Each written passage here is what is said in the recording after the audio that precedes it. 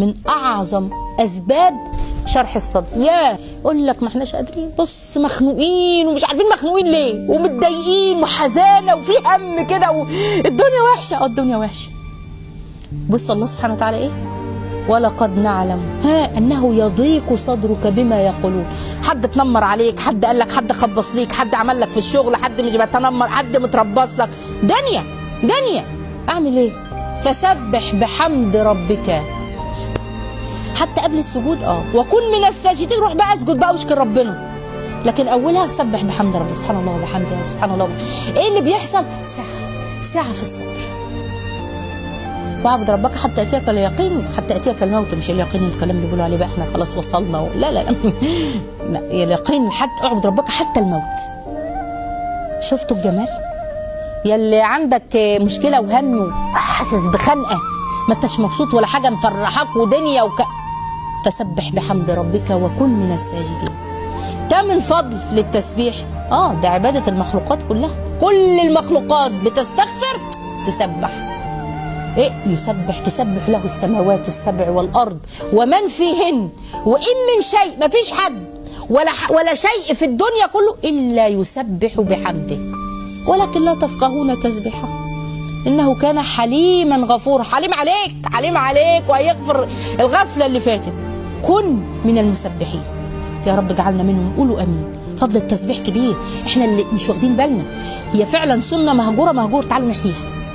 تسع حاجه عباده ملائكه. انتوا عارفين لما انت تعمل حاجه الملائكه بتعملها، ده حاجه جميله جدا. الملائكه ما بيعصوش ربنا ايه بقى؟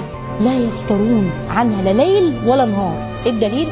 الله سبحانه وتعالى قال وله من في السماوات والارض ومن عنده، اللي هم فوق او تحت، ايا كان هم فوق وتحت، لا يستكبرون عن عبادته ولا يستحسرون. يعملوا ايه؟ يسبحون الليل والنهار لا يفترون. ما بيزهقوش. ملك راكع، ملك ساجد طول الوقت من اول ربنا خلقه اليوم القيامه. ملك مسبح. اللي بتوع التسبيح كلهم على حال التسبيح. الله لما انت تعمل يا رب انا ابقى اكون، يا سلام بقى النفس الملائكيه اللي ما بتعزيش دي، واعمل عمل تشاركني فيه الملائكه.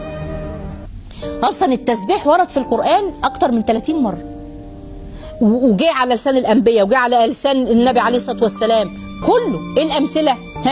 زي ما قلنا الملائكه بتسبح تقريبا. كان ايات التسبيح الملائكه كان جت 6 مرات تقريبا، ايا كان حتى لو مره احنا ما بنعملها. الله سبحانه وتعالى زي ما قلت لكم وله من في السماوات والارض ومن عنده لا يستكبرون عن عبادتي ولا يستحسنون يسبحون الليل والنهار لا يفترون. الله سبحانه وتعالى قال كده على الملائكه، اعمل عمل تعملوا الملائكه. رقم 2 النبي عليه الصلاه والسلام كان يداوم على التسبيح، واحنا عايزين نحشر في زمره النبي. فسبح. الله عز وجل يقول للرسول فسبح بحمد ربك وكن من الساجدين واعبد ربك حتى ياتيك اليقين. يا محمد اعمل كده. طب النبي بس عليه الصلاه والسلام صلوا عليه؟ لا، وكمان بقيه الانبياء. سيدنا زكريا قال ايه؟